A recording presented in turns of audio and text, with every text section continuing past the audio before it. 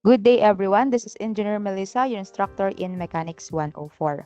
So on this video, I will be discussing the flexural stress or the bending stress in unsymmetrical beams. Okay? So wala namang masyadong bago dito because we already tackled about the symmetrical beams. Okay? So yung mga nagamit natin or mga dinerive nating mga equations in the past few days, yun din yung gagamitin natin dito sa topic na to. Okay?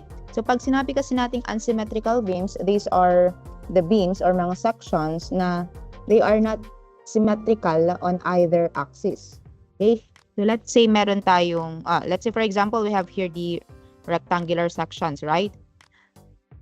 So this is the x and then the y axis. Okay? On the x-axis, okay, symmetrical yung shape dito, tama? And then dito sa part na to, they are symmetrical and also in the y-axis. So pag sinabi naman nating unsymmetrical beams, it's either doon sa may x-axis, yung symmetry nila, or doon sa y. Or po pwede naman na unsymmetrical talaga sila on both axes. Let's say this is a inverted T-section. Okay, so most probably nandito yung kanyang neutral axis. So this is the x, and then ito yung y-axis. So kung titingnan natin on the y-axis, they are symmetrical. Okay? Symmetry. Okay? Y-axis yung kanilang axis of symmetry. And then on the x-axis, tingnan natin dito sa x-axis, hindi na po parehas yung sections na makikita natin on the top of the x-axis and of course on the below the x-axis. So pwede natin yung i-consider as unsymmetrical beams. Okay? Ano pa yung mga ibang sections natin? The C-section. Okay? Mga channel. So yung axis of symmetry lang nila is the x-axis, right? X-axis, but on the y-axis, most probably nandito yung neutral, nandito yung centroid. On the y-axis, yan. So wala na pong axis of, wala na pong symmetry, hindi na po sila symmetrical doon sa y-axis. So ang axis of symmetry na is only x-axis. Okay? Ano pa? Yung mga angle. For example, we have an angle. This is the centroid. So neither, no? Neither x or y yung axis of symmetry. Hindi sila symmetrical on the x-axis and also on the y. Okay? So these are considered as unsymmetrical beams. So ganito yung mga sections na i-consider natin later on. Okay? So in determining the flexural stress of unsymmetrical beams, we have this procedure. Same lang doon sa procedure na ginagawa natin sa symmetrical beams. Madadagdagan lang ng kaunti. Okay? So if the neutral axis is not an axis of symmetry of the cross-section, the maximum tensile and compressive bending stresses may occur at different sections. Okay? So, unlike doon sa symmetrical beams, we are assuming, or not we are assuming, we are computing yung kanyang flexural stress na parehas yung magiging value ng compression and tension, di ba? Kunwari, meron tayong beam, rectangular beams, and then uniformly distributed load, kunwari, tapos simple beam siya. Okay, so it will bend like this, di ba? Ganyan. It will bend like this. Tapos, since symmetrical yung ating beam, considered siya as symmetrical, yung distance from the outermost fiber is just equal, on the compression side, is just equal to the distance of the outermost fiber doon sa may tension side. That's why yung ating formula, yung general formula natin, na negative my all over I. Okay? So, yung y mo dito, yung y from the compression is just equal y on the tension side. Okay? And then, ang rule natin doon sa symmetrical is we will be using the max regardless if nasa positive siya or negative side. Diba? That's why na-derive natin yung formula na max all over I. So, here we are assuming that the compression or the compressive stress is just equal to the tensile stress. Pero dito po, sa unsymmetrical beams, the compressive stress now is not equal to the tensile stress because of the distance y. And of course, yung ating moment. We will now be considering the positive, the maximum positive bending moment, doon, yes, and then yung negative maximum bending moment. Okay? So, in step 1, draw the bending moment diagram and then identify the largest positive and negative bending moments. Okay? Largest positive and negative bending moments. Number 2, determine the location of the neutral axis and record the distances from the neutral axis to the top and bottom of the cross-section. Okay? So, napag-aralan naman na sa Mechanics 101 on how to locate the neutral axis. application na po ito, no? So, balikan nyo na lang yung discussion natin on how to locate the neutral axis. And of course, yung computation of the moment of inertia. Okay? Same chapters lang naman yan doon sa Mechanics 101 natin, neutral axis and then the moment of inertia. Okay, magkasunod lang yan. So, balikan lang natin ng kaunti para ma-refresh yung ating mind in computing the location of the neutral axis and then the moment of inertia. Okay? And then for number 4, calculate the bending stresses at the top and bottom of the cross section where the largest positive bending moment occurs. So use this formula. Okay?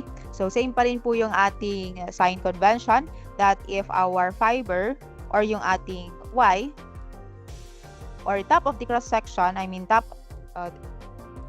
this is the top of the neutral axis or above the neutral axis, we will be using positive. Okay? So, pwede kasi natin itong gamitin na, di ba? Yung ating maximum kasi is MACOL over I, right? MACOL over I.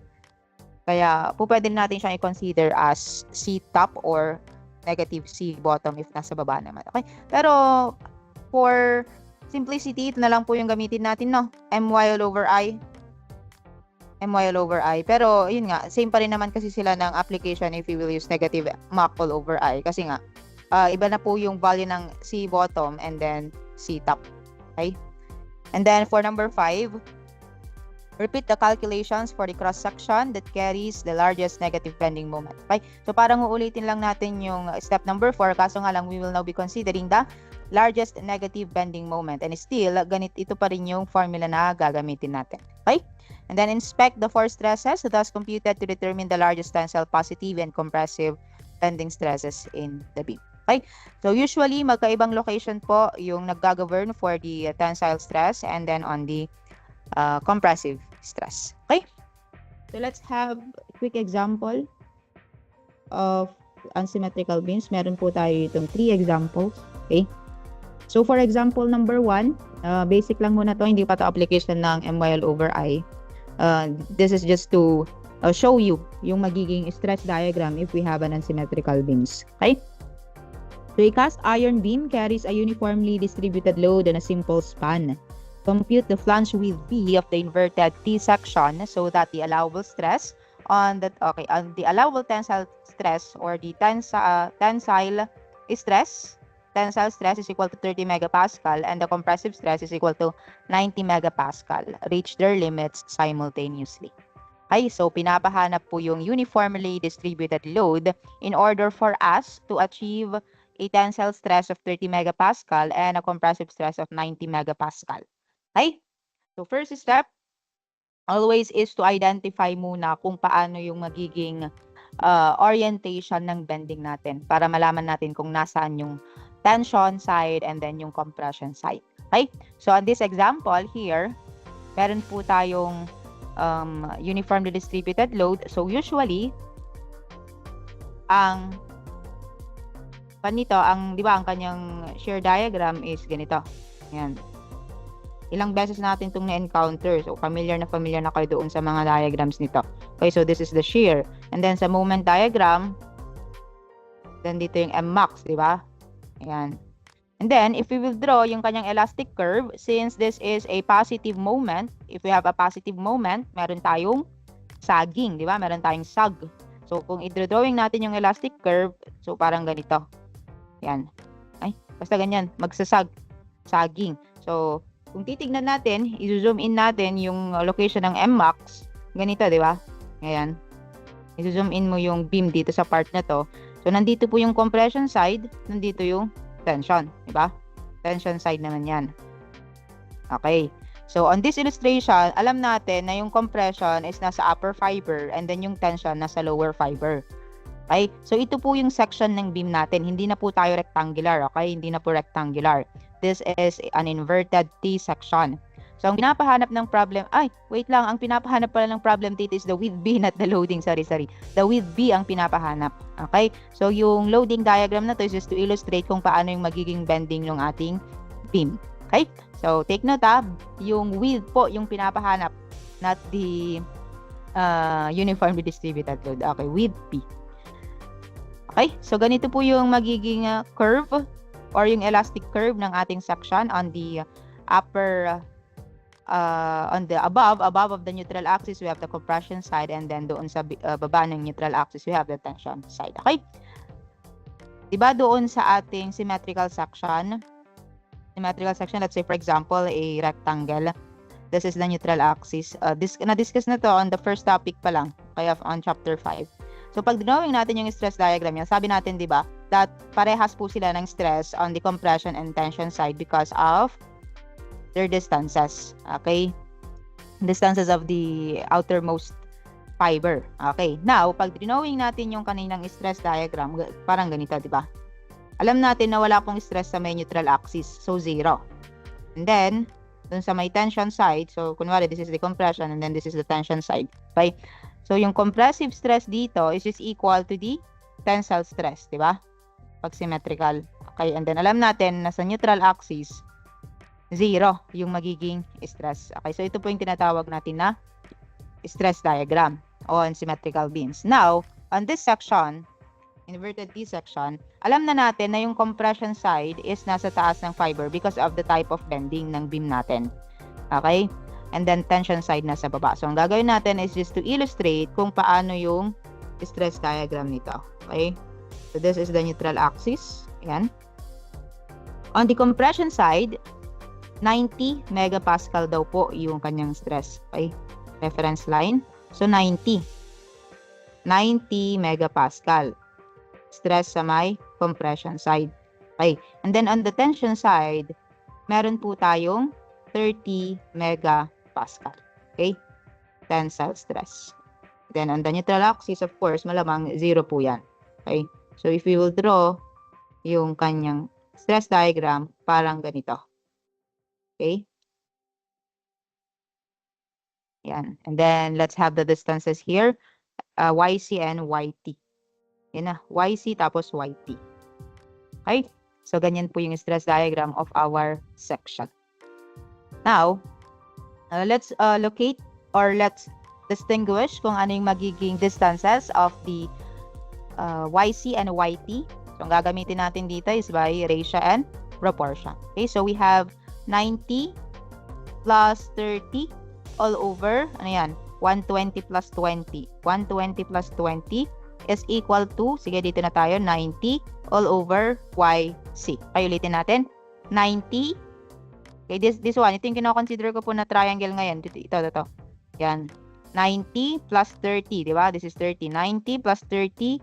And then height is 140. And then, ito naman po yung smaller triangle. So, we have 90 all over YC. Therefore, YC is equal to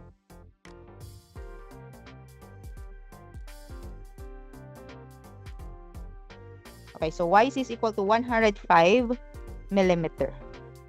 Therefore, YT is equal to 140 minus 105. Therefore, we have 35 millimeter. Okay. Next. Alam na natin yung location of exact location of that neutral axis. Again, ang pinapahanap po is the width B. Given yung stress, given na rin po yung location ng neutral axis. Okay, so ang i-apply natin dito is the location or yung equation natin for centroid in determining the centroid. Therefore, our equation here is summation of or the total area and then yung ating reference line or yung location ng ating centroid to the reference line is equal to the summation of the individual areas and their distance from our reference point. Okay? So, I'm confident familiar itong formula sa inyo because of Mechanics 101. Okay? So, this is the equation na ginagamit natin to locate yung ating centroid. Okay? Alam na kasi natin yung centroid eh. Alam na natin yung location ng centroid. Ang hindi natin alam is yung width. Therefore, ang magiging missing dito is yung area.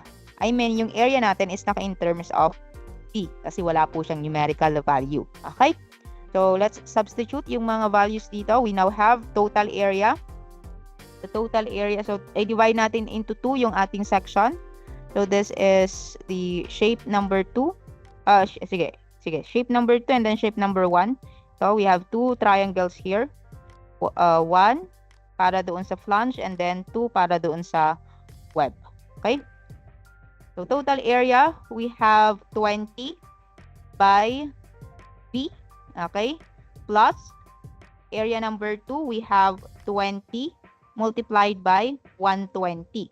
Okay, so meron na tayong total area. Next is Y bar. Y bar is we need to identify first yung ating reference line. Yung reference line natin or reference point is anywhere naman, di ba? Basta maging uniform lang yung reference natin. Yung kadalasan, ang ginagawa nating reference line is bottom of the section or doon sa taas. Okay? Ayan. So, doon na lang sa baba yung gagamitin ko. Reference point ko is dito sa baba. Therefore, what is our Y bar? Y bar is distance from the reference papunta doon sa centroid.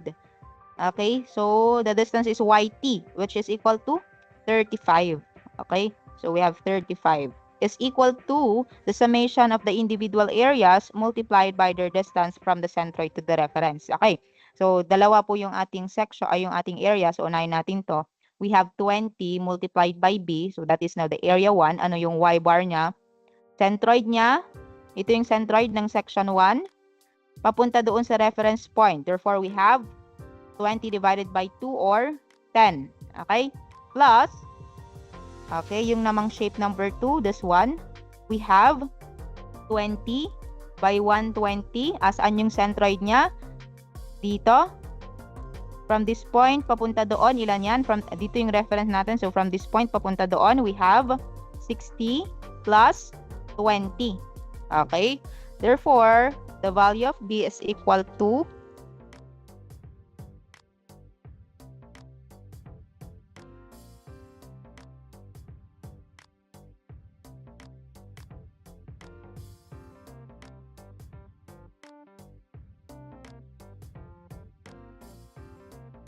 okay, B is equal to 216 millimeter. 216 millimeter. Okay?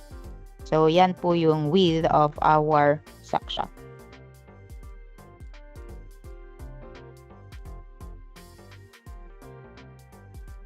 Okay? So, i-review lang po ninyo yung kung paano i-compute yung location ng neutral axis or paano i-locate yung location ng neutral axis and at the same time, yung moment of inertia po. Okay? Hindi ko na po siya i-discuss dito. I-review na lang based on Mechanics 101. Okay, so that's it for number 1. Let's proceed to number 2. Ayan. Compute the maximum tensile and compressive stresses developed in the beam that is loaded and has the cross-sectional properties as shown. Okay, so compute the maximum tensile and compressive stress developed in the beam. Okay.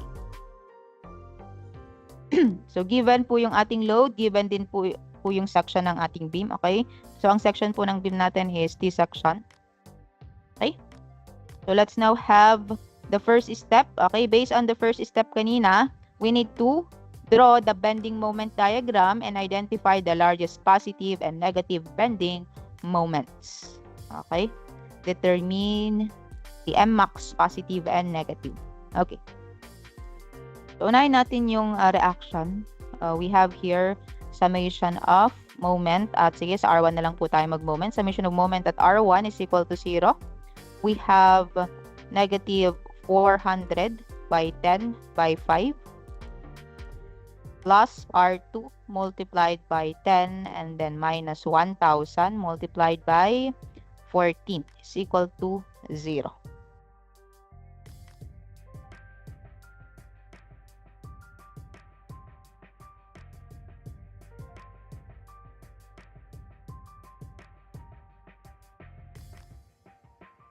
Okay, so R2 is equal to 2,400.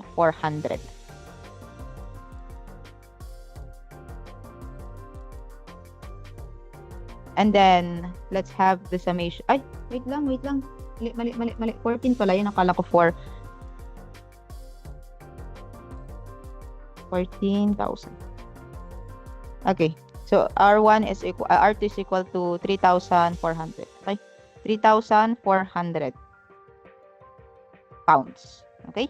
And then summation of forces vertical is equal to 0, upward positive. We have R1 plus R2 minus 400 of 10 minus 1,000 is equal to 0. R2, 3, 4.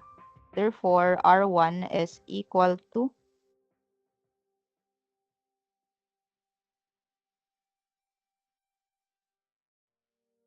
okay, so we have 1,600 pounds.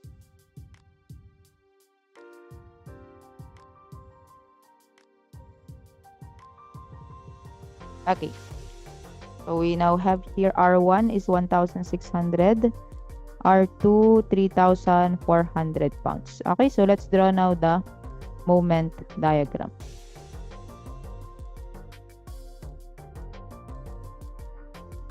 Okay, there's any vertical force here? Yes, we have, and that is equal to 1,600. Is there any area?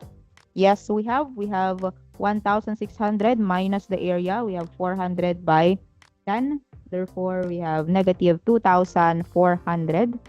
Negative 2,400. Is there any vertical force at this point? Yes, we have. Plus 3, 4. So, we have 1,000. 1,000. Is there any area? Wala. Is there any vertical force? Yes, meron. So, 0. Okay. So, this is now the shear diagram. Okay. So, based on the shear diagram, meron po tayong point of 0 shear. So, we need to locate that point. Tawagin natin itong X. Therefore, we have point of 0 shear by ratio and proportion. 1,600 all over X is equal to 1,600 plus 24 all over 10. Okay?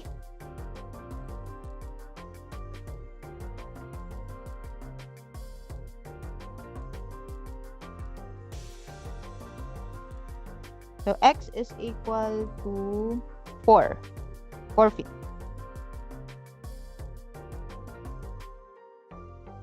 This is 4 feet and then this is 6. Okay. So, it's time now to draw the moment diagram. Okay. So, is there any moment here? Wala. 0. And then point of 0 shear. Is there any area here in the shear diagram? Yes, we have. Therefore, we have 1/2 of 1,600 by 4. We have 3,200. 3,200. Is there any moment? Wala. And then, is there any area? Yes, we have 3,200 minus 1/2 of 24 by 6. We have negative 4,000. Negative 4,000. Is there any moment here? Wala. Is there any area? Yes, we have. So, we have negative 4,000 plus 4,000 or 1,000 times 4. Therefore, we have 0. Okay? And then, draw now the moment diagram. So, here our shear diagram is decreasing. Okay? Our rule here is if the shear diagram is decreasing, we have concave downward. And if we have the shear diagram increasing, concave upward. Okay? So, this one will concave downward. Dito, also concave downward. Kasi po, nasa decreasing po siya. And then, linear lang siya. Okay? So, we have 1 degree and then 2 degree curve. Okay. And then, identify now the positive Mmax and negative Mmax. Okay? So, for positive maximum bending moment, we have 3,200 pound foot. And then, for our negative Mmax, we have here negative 4,000 pound foot. Okay? Yan. Next step, according to our problem, is to determine the neutral axis and then compute the moment of inertia. Okay? So, sa problem po natin, binigay ko na po yung location ng neutral axis. So, it is 2 inches from the outermost fiber sa top and then 5 inches naman mula sa baba. And then, given na rin po yung moment of inertia niya on the neutral axis. So, that is 60 inches raised to 4. Okay? So, binigay ko na siya para mas mabilis po yung ating computation. No? But again, i-love nyo yun. Malay nyo, maka-encounter tayo ng mga problems na kinakailangan yung exact location of the neutral axis and of course, yung ating moment of inertia. Okay? So, skip na natin yung step 2 and 3. So, proceed na po tayo sa 4. And now, calculate the bending stresses at the top and bottom of the cross-section where the largest positive bending moment occurs. Okay, using this equation. And then repeat the calculation for the negative bending moment. Okay? So, meron po tayong gagawin muna bago tayo makapag-proceed doon. Okay? So, mas maganda kasi if familiar tayo kung paano mag-bend yung isang beam para mas ma-imagine natin kung nasaan yung compression side and tension side. Because not all the time, guys, ganito po yung magiging orientation ng bending na nandito yung compression and then nandito yung tension. Not all the time, di ba? Nakaka-encounter din tayo ng mga hugging. So, this is sag. So, meron din hug, di ba? So, kailangan nating i-drawing. So, based on this moment diagram, we can easily draw yung magiging elastic curve ng ating beam. Okay? So, meron po tayo dito tinatawag na point of inflection or the point of contraflexure on which dito po yung change ng curvature or change ng sagging to hugging or vice versa. Di ba? Okay? So, meron po tayo ditong positive moment. So, positive moment. Pag positive moment, sagging, di ba? Pag positive moment, sagging. Ibig sabihin, magsasag dito na part. And then, dito na part is, dito na po the transition, yung sagging, papuntang hugging. This section is hugging po yung mangyayari kasi nasa negative tayo, di ba? Nasa negative side. Okay. So, pag i-drawing natin yung kanyang elastic curve, it will look like this. Okay. Magsasag muna siya dyan. And then, magkakaroon na po ng transition from sagging, mapupunta na ng hugging. Okay? So, ganyan po yung elastic curve ng beam natin. Okay? So, ilipat natin tong curve dito. Ayan. So, sag. And then, transition, papuntang hugging. Okay? So, yan na po. So, tama lang naman na ganito talaga yung ating magiging elastic curve kasi this is a simple beam. Alamang, tapos, meron pa po tayo ditong uniformly distributed load. So, talagang magsasag yan. And then, this is overhanging. Mayroon pang load sa taas. Eh, di talagang mag-hugging. Di ba? Hugging dito sa part na yan. Okay? So, if we will compute first yung ating positive Mmax, it's better if tignan natin kung paano yung magiging orientation ng curve. Okay? So, ito yung positive natin. Di ba? Positive Mmax. So, pag pinoject mo dito, ano yung makikita mong curve dito? Ay, paano yung magiging curve niyan? Di ba ganito? Pag zoom in natin yung part na yan, sagging yan. So, ganyan. So, nandito yung compression side, nandito yung tension side. Pero, okay, dito naman po tayo sa negative Mmax. Sa negative Mmax, pag project mo doon sa elastic curve, anong makikita mo sa point na to? Ayan. Di ba ganito? Ganyan. O, hindi. Sige. Transition siya since nasa may support. So, parang ganito. Dito, i-project mo dyan, papunta dyan. So, parang ganito yung mangyayari, di ba? Yan. Oh, so, nandito yung compression mo ngayon. Dito naman yung tension side. Okay? Mas madali kasi yung i-visualize later on for our computation. Okay? Sige.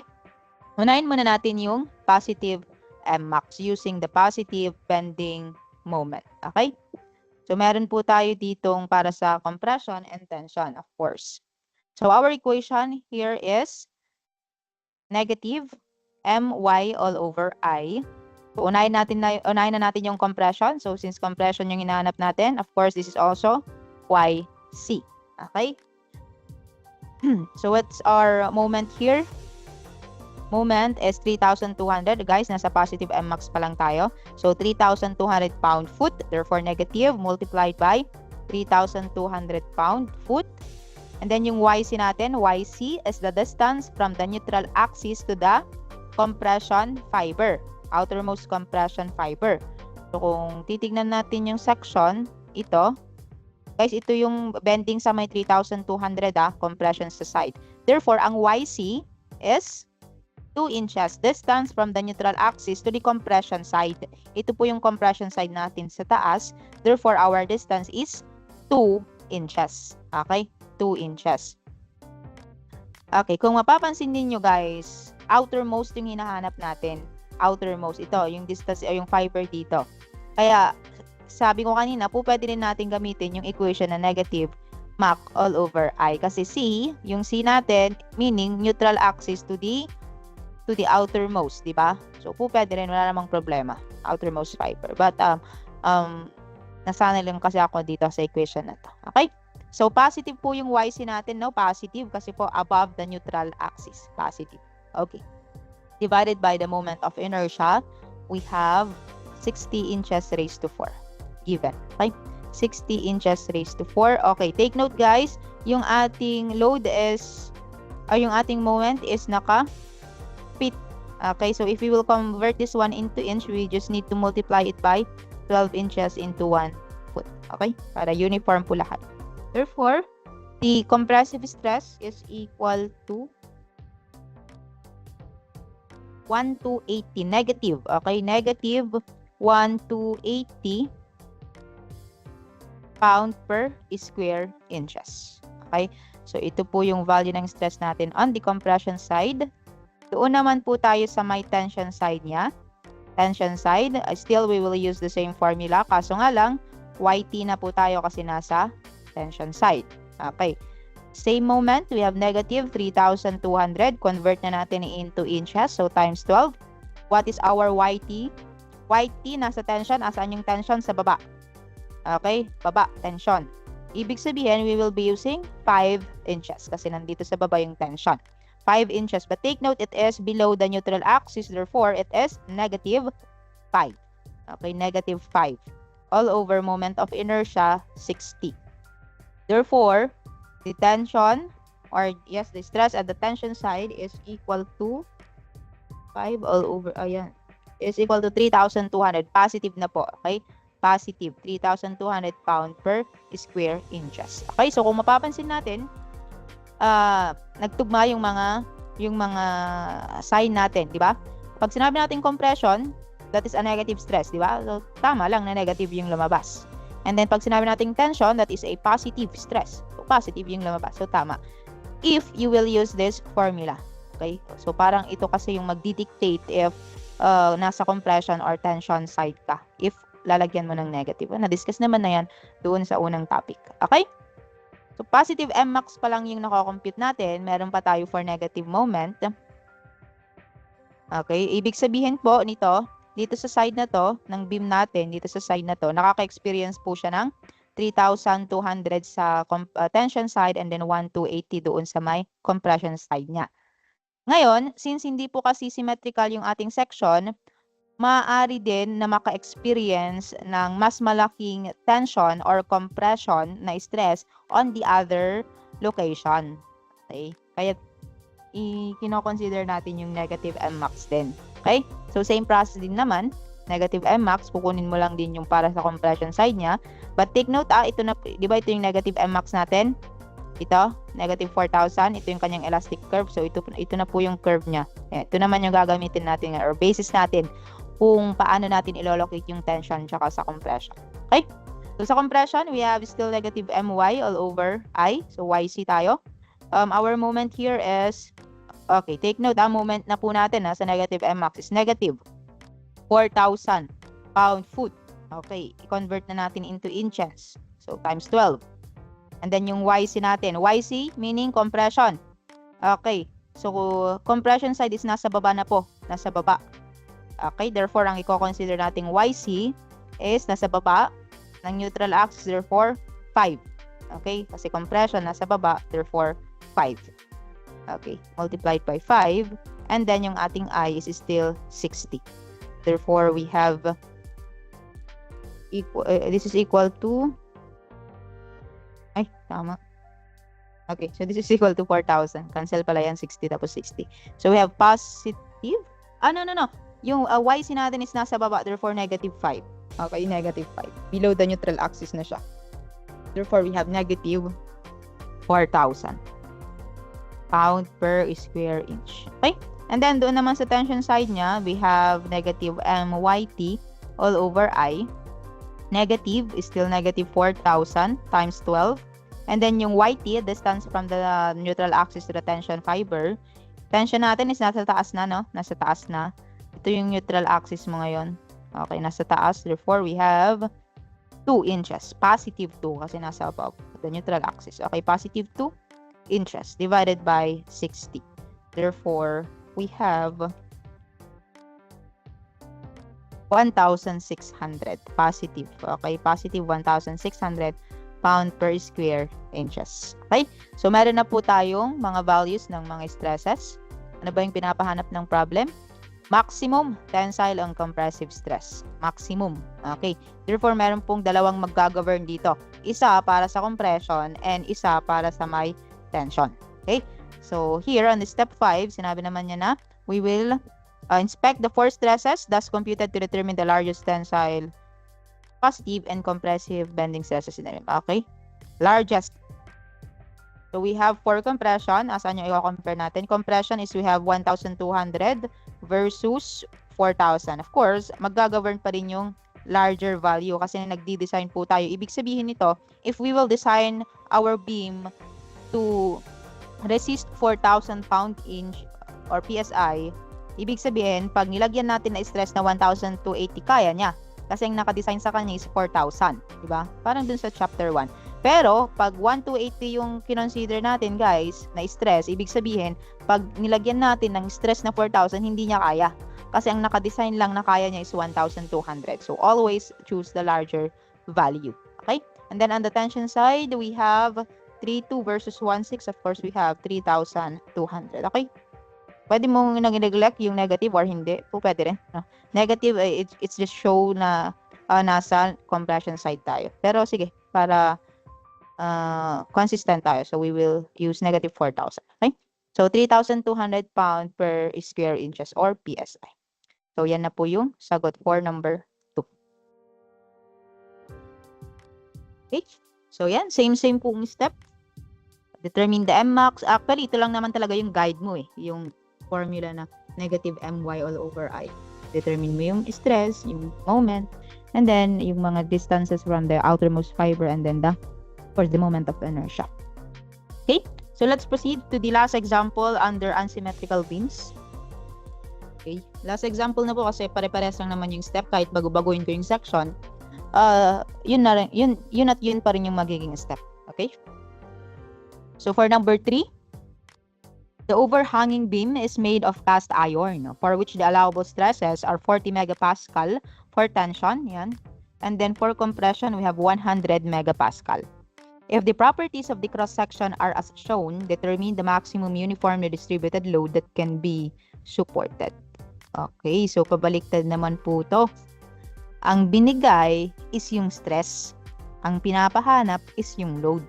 Okay, dito kanina, sa number 1, given yung load, ang pinapahanap is stress. Sa number 3, given yung stress, ang pinapahanap is yung load.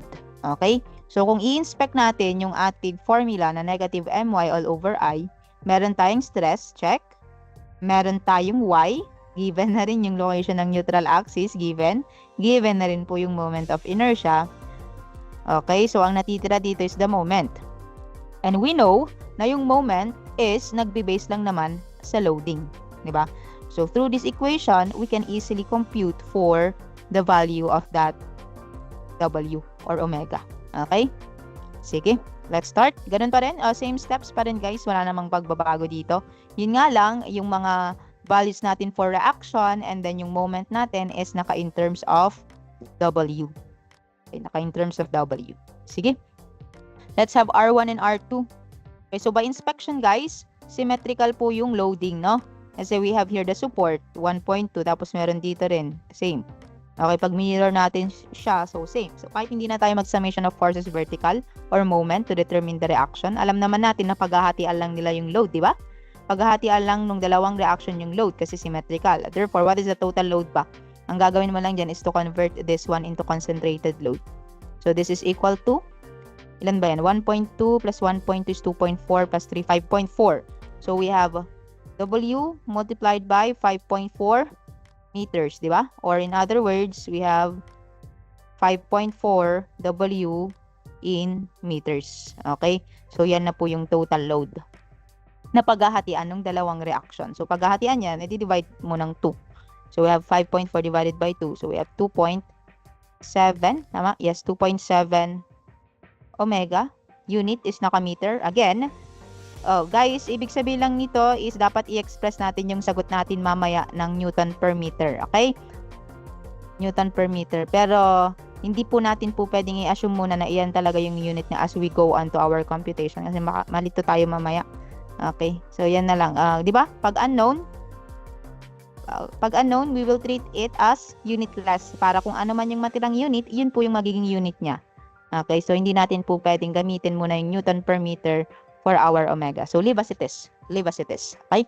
So this one is 2.7 omega in meter. Okay. Sige. Let's now have the shear diagram.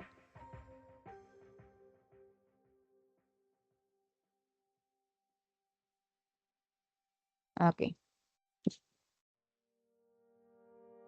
Shear diagram. Is there any vertical force here? Wala. 0. Is there any area in the load diagram?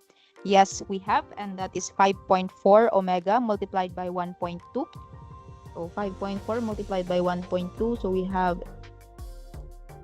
Ay, hindi. Wait lang guys. Balik na natin siya into... this is in concentrated load. Ito yung 5.4. Ibalik na natin siya into original na uniformly distributed. Okay, so delete na natin yan. Kinuha ko lang yun para mas madali yung pag-compute natin ng reaction. Pero in drawing the shear and moment diagram kasi, dapat ganito pa rin. Okay? So, yeah. So, is there any area? Yes, we have omega multiplied by, so this is omega, ay 1.2 multiplied by omega. So, negative pababa. We have negative 1.2 omega unit meter. A meter, ano ba? 2.7 omega. Okay, next.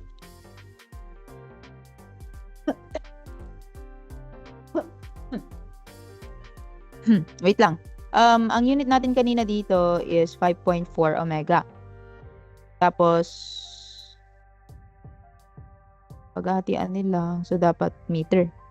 And then here, we have, tama, 1/2 omega of 1.2. Tama, yung unit natin is meter. Sige. Next, is there any vertical force here? Yes, we have. We have negative 1.2 plus 2.7. Therefore, we have 1.5. This is 1.5 omega in meter. Next, is there any area here? Yes, we have 1.5 minus omega multiplied by 3. Therefore, we have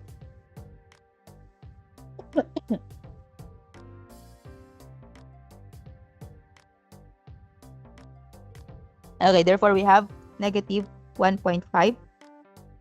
Negative 1.5 omega.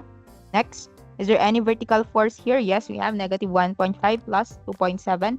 Therefore, we have 1.2 omega in meter. And then, is there any area here? Yes, we have 1.2 minus 1.2 by omega. So, 0. Okay? And then, this is now the shear diagram.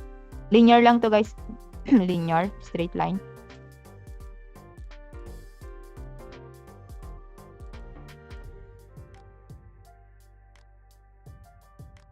Okay.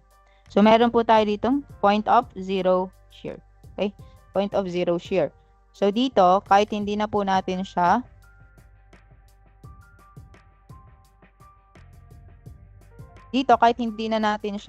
i-compute yung ratio and proportion kasi symmetrical naman, di ba? 1.5 yan, 1.5 yan. So, malamang nasa gitna lang yan, di ba? So, 1.5. Don't worry guys, I'm considering those types of answering this basic questions naman. No need na to show this one. Kasi, ibig sabihin lang, you have the eagle's eye na na-spot mo na, okay, this is symmetrical. So, ibig sabihin, paghatian lang nila. Okay? Same through with the reaction. Pag nakita nyo na symmetrical, di po pwede nyo nang idiretso kahit hindi nyo na ipakita yung solution. Okay? Alam ko naman yan na nagawa nyo yun kasi alam nyo yung basic, di ba? Okay? So, we now have here the shear diagram. Let's proceed to the moment diagram. Extend na lang natin dito.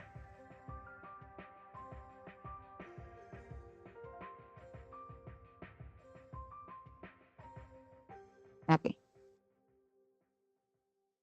Is there any moment here? Wala. Is there any area in the shear diagram? Yes, we have. We have 1/2 of 1.2. The distance is 1.2. So we have 0.72. Negative. Okay, negative. Kasi nasa baba po yan. So negative 0.72 omega. Ang magiging unit na po natin is meter squared, no? Meter squared. Kasi this is meter. Tapos kinuha mo yung area niya, multiply mo yung length, edi meter squared. Okay? meters squared. Next, is there any moment here? Applied moment? Wala. Is there any area here? Yes, we have. So we have negative 0.72 plus the area, that is 1/2 of 1.5 by 1.5. So we have 0.405. 0.405 omega meters squared. And then, is there any applied moment? Wala. Is there any area here in the shear diagram? We have, that is negative 1/2 of 1.5 by 1.5. Therefore, we have negative 0.72. Okay, negative 0.72 omega of meters squared. And then, is there any moment here? Wala. Is there any area? Yes. Plus 1/2 of 1.2 by 1.2. That will give us 0. Okay? So, let's draw now the shear moment diagram. So, 1 degree po ito. 1 degree. So, we are expecting na 2 degrees yung magiging drawing natin dito. Okay. So, yung mga shear diagram po natin are all decreasing, decreasing, decreasing, decreasing, decreasing. Therefore, concave downward lahat. Okay, concave downward. This one, from this point, concave downward. From this point, papunta doon, concave downward. Concave downward. And then, concave downward ulit. Okay? So, ito na po yung ating moment diagram. Tagto 2 degrees po yan. Okay? And then, next is to determine now the positive M max and then yung negative M max. So, positive M max is 0.405 omega meter squared. And then, negative M max is negative 0.72 omega meter squared. Okay? And then, apply na po natin yung ating solution kanina. Sige, dito na lang. Yung ating formula, I should say. So, we have here for positive, okay, for positive M max. We have here, sige, dito na lang. Dito ko na lang i-compute.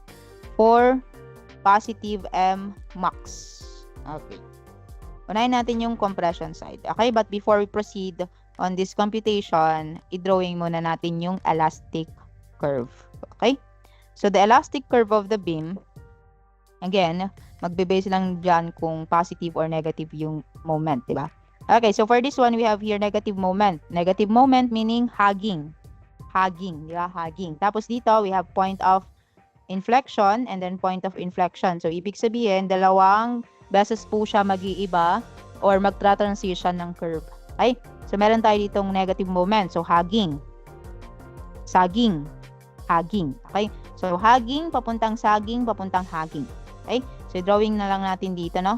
Dito na lang, dito na lang. Negative moment, so hugging. So, dito sa point na to, transition papuntang sag. Okay, so, dito. Hugging, transition papuntang sagging. Okay? And then, project mo dyan, somewhere here. Sagging, magta-transition papuntang hugging. Okay? Yan. So, parang ganito po yung magiging bending po ng beam natin. Pero exaggerated lang po to, hindi naman po ganito talaga ka-OA yung magiging bending ng beam natin. Okay? Exaggerated para mas ma-visualize natin. Okay? So doon po sa positive M max, saan ba yung positive M max ito? Project mo dito sa taas. Nandito yung positive M max, di ba? So pag drawing mo yan, dito, sige, 1. So pag drawing mo yan, i-zoom in mo, so ito yung makikita mo, di ba? Okay, nasa taas yung compression side, nasa baba yung tension side. And then, dito naman yung negative, guys, paras naman sila ng value. Pero, pag hindi po sila paras ng value, kasi for example, iba po yung loading diagram natin, tapos we will have two different values of negative. Always consider the larger value. Okay, larger lata. So, we have here, sige, dito na lang yung i-project natin. On the negative side. Yan, i-zoom in mo yan, number 2. Okay, so, ganito po yung magiging curve. So, ibig sabihin, nandito po yung compression side, nandito yung tension side. Okay? Compression, tension. Sige. Let's now go back to our solution. Our formula is negative my. Since nasa compression tayo, so C divided by I. So, our positive M max is 0.405. So, negative multiplied by 0.405 omega. Take note, naka-meter squared po tayo. Yung ating tension, ay wait lang, dito ko na lang ilagay. Compression. Yung ating compressive stress is naka megapascal. Okay. This one, meron po tayong value na 100 megapascal, 100 Newton per millimeter squared. Okay. Negative. Ano yung moment? 0.405 omega meter squared. Okay, naka-meter squared. Therefore, if we will convert it into millimeter, we just need to multiply it by 1,000 millimeter squared. Okay? And then yung ating YC, compression, positive Mmax. So, ito muna yung illustration natin. Compression side, nasa taas. Therefore, ito yung neutral axis mo. We have 80. Okay, positive 80 millimeter. Divided by our moment of inertia, that is 50 times 10 raised to 6. So here, our omega is equal to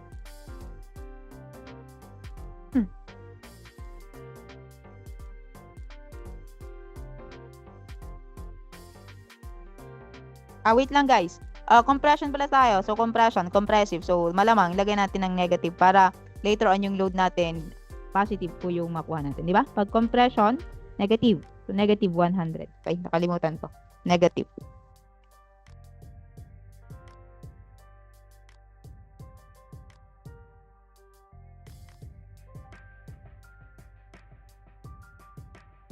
Okay, so our omega here is, ay, wait lang. 100 times 56.405 thousand squared. 80.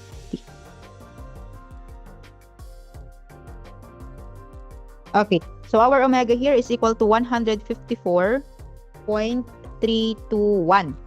So ano yung ina-expect natin yung unit nito? Malamang Newton per millimeter kasi this is a uniform distributed load. Pero let's check, let's double check para man nakita nyo yung gaano kahalaga yung paglalagay ng unit doon sa solutions natin later on. Okay? So we have here ang natira dito. Millimeter cube, diba? Dito sa taas, millimeter cube, sa baba, millimeter 4. Tapos dito we have Newton per millimeter squared. Okay? Millimeter squared. So we have cancel. Meron natitira kang 1. Lagay mo doon. Okay? Millimeter, cancel. Okay. So we are left with Newton per millimeter. Okay? Newton per millimeter. But again, the problem wants to convert it into Newton per meter. Di gawin natin. Okay, so that is equal to 0.154 Newton per meter. Diba? Divide mo lang ng 1,000 para maging meter. Okay, so that is only the loading for using the compressive stress and Mmax, positive Mmax. Meron pa po tayo para sa tension. Makakuha rin tayo ng load coming from the tensile stress. Okay, so ganun pa rin yung gagawin natin. Negative My T all over I. Okay, tension naman po tayo ngayon. So, the tension is 40 megapascal according to the problem. So, 40 is equal to negative. Okay, moment po natin is still 0.405 omega. Naka-meter squared. So, gawin ng ginawa natin kanina. Okay, hindi na ako maglalagay ng unit dito. Diretso ko na. Pero ganito pa rin. Okay, ito na lang yung basis ninyo. So, we have 1,000 squared multiplied by, ano yung YT mo ngayon? From our illustration, yung tension is nasa baba, therefore, we will use 180. Negative, okay, kasi nasa baba, negative 180 all over the moment of inertia, that is 50 times 10 raised to 6. Therefore, our omega here, okay, is equal to so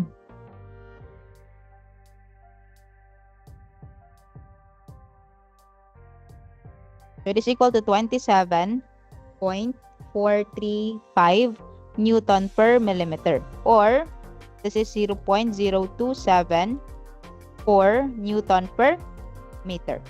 Okay?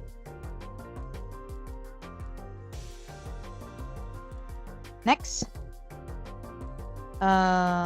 Okay na po tayo doon sa positive Mmax kasi meron na po tayo from compression and for tension. Sunod naman natin yung para sa negative Mmax. Same procedure, kaso nga lang iba na po yung ilalagay nating value ng moment. Okay. So compression ulit tayo. So we have negative MyC all over I.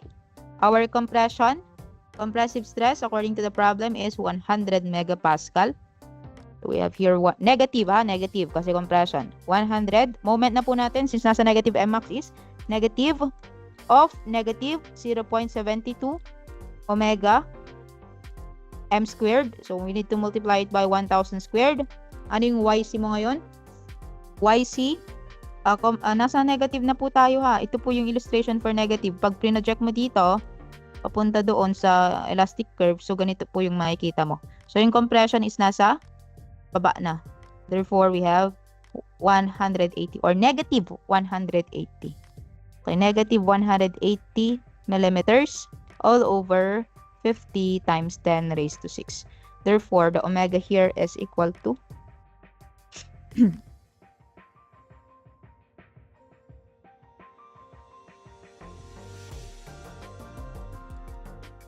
we have 38.58. Okay, 38.58 Newton per millimeter or 0.038.85 Newton per meter. Okay, and then the last one is for tension. We now have here negative MYT all over I. Okay, so yung ating tension dito is 40 megapascal is equal to negative of negative 0.72 omega 1,000 squared.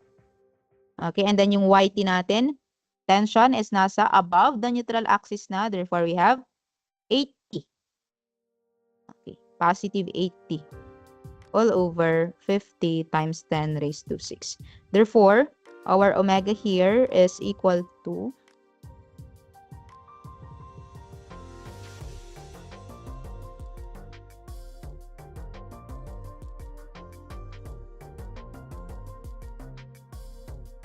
that is equal to 34 double check. 40 tapos 50 times 10 raised to 6 divided by 0.72, 1,000 squared tapos 80. Okay, so we have 34.722. Double check na natin parang sige, 34.722 Newton per millimeter or this is equal to 0.03472 Newton per meter. Okay? Of course, isa lang yung po pwede nating i-load dun sa beam natin. Pili lang tayo ng isa. Okay?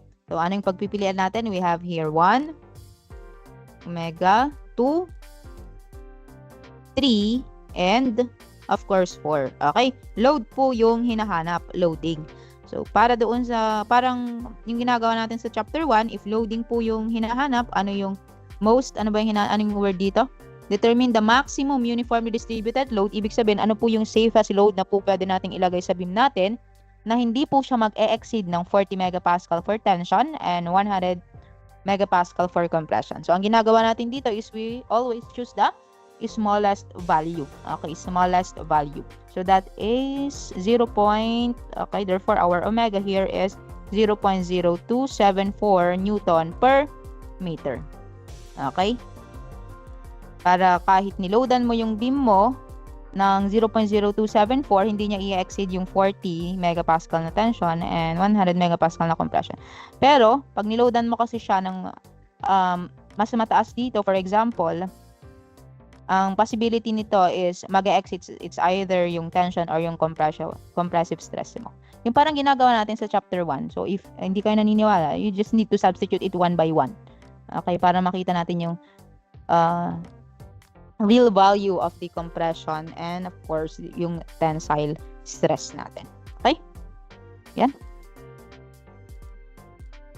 Okay, so ang ibig sabihin lang na dito guys is if yung tension, compressive tension or tensile stress 40 po yung magiging stress niya, pero pag compression of course lower than 100. Okay, pag hindi kayo naniwala, ang gagawin niyo lang diyan is to substitute yung omega dito sa part na to. Ayan o. Substitute mo ng saan na? Nasaan? Ito, i-substitute mo dito. Ayan. Tingnan mo, hindi aabot yan ng 100. Lesser than 100 yan. Okay? Sige. Basta ganito, pag loading yung hinahanap, what is the safest load or the maximum load, always choose the smallest value. Pero pag stress, guys, stress, ibig sabihin kasi magdi-design po tayo ng capacity ng isang section. Pag stress po yung hinahanap, always choose the largest. Okay, always choose the largest. Pero pag load, is smallest. Okay?